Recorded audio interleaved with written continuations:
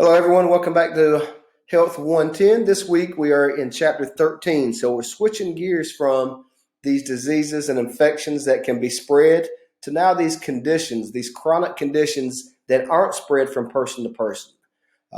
These are conditions that we could be predisposed to due to our genetics. So it's important to understand that our family history, but also due to environmental factors. Okay, things such as our diet, how much activity we get, air quality, exposure to sun and radiation, and just different things that we may come into contact with through our environment. So chapter 13 is completely switching gears.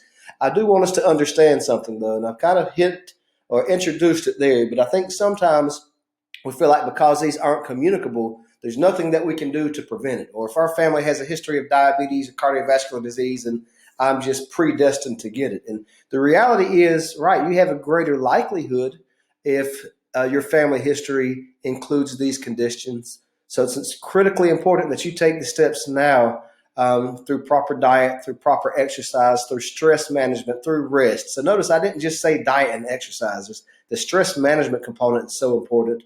Adequate rest and sleep is so important when we talk about these conditions as well. Okay, so with that being said, this is business as usual this week. This video, your PowerPoint, and your e-text for your quiz. Make sure you're completing your labs. And then as always, monitor your checklist.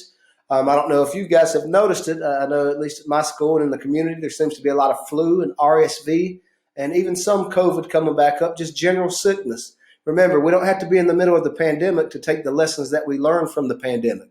So practicing social distancing, isolating when we are sick, proper hand hygiene, and even continuing to wear masks. So this week at school, I've been a little under the weather, so I've made sure I wore a mask just to protect others around me.